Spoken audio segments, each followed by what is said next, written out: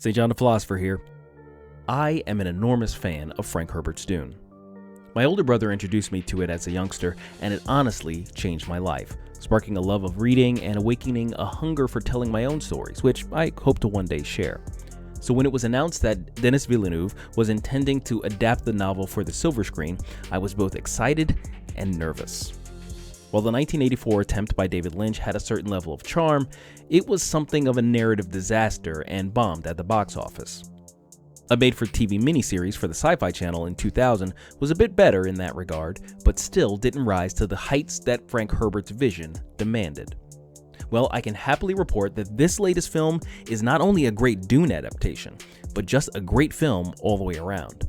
In fact, it got me to pick up the book again and walk the sands of the desert planet Arrakis once more. And just as it had when I first came across it, I was struck by the eternal relevance of the Bene Gesserit litany on fear. I must not fear. Fear is the mind killer. Fear is the little death that brings total obliteration. Besides reminding me of my favorite Bible verse, Psalm 27:1, the litany has inside it a particular little nugget of truth about the very nature of fear that I found incredibly important throughout my life. Fear is the mind killer. The world of Dune is set tens of thousands of years into mankind's future. Artificial intelligence has been outlawed, forcing the population to develop humanity to its utmost potential. Mentats are living computers capable of incredible calculations. The Bene Gesserit can control other minds with their voice. And navigators are capable of the virtually impossible task of plotting safe passage between the stars aboard their giant transport ships. In this world, the mind is everything. So it's from this understanding that they have come to the correct conclusion as to the true dangers of fear. Fear clouds judgment. It can make you illogical, unreasonable. It causes some to freeze and others to flee. It has been used to justify 1,000 abuses and violations. It can destroy relationships.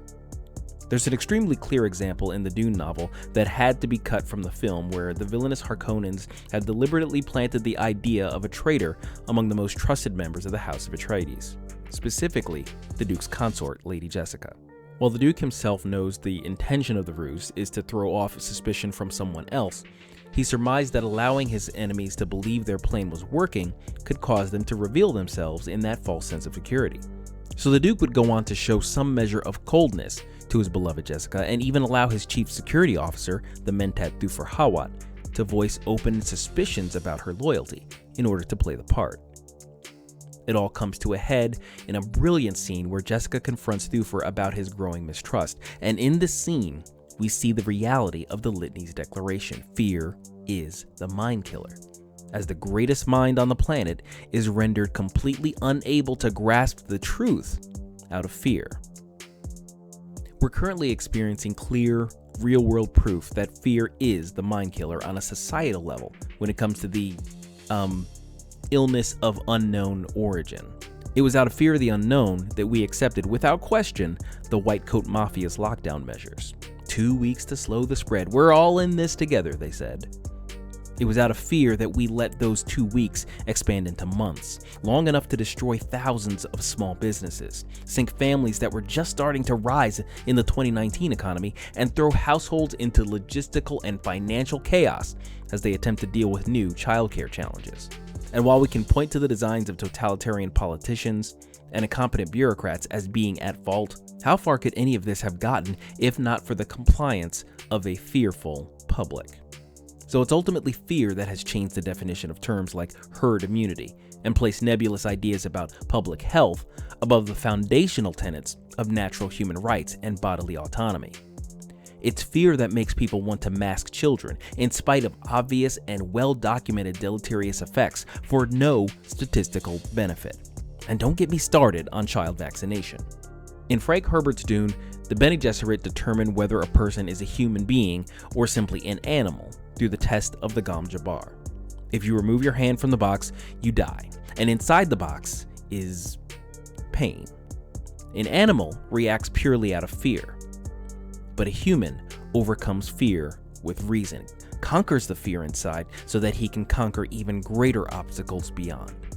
It feels as though the fear of the virus has given way to a kind of animal-like madness, the kind that says, do what I say or die, the kind that produces totalitarian regimes. And the only thing standing in the way of that coming to fruition are the fearless. If we're going to make it through this, all of us humans must not fear. Fear is the mind killer. Tell me what you think of this video. What did you think of Dune? And how do you think we can overcome the fear being sowed into our society? Discuss in the comments.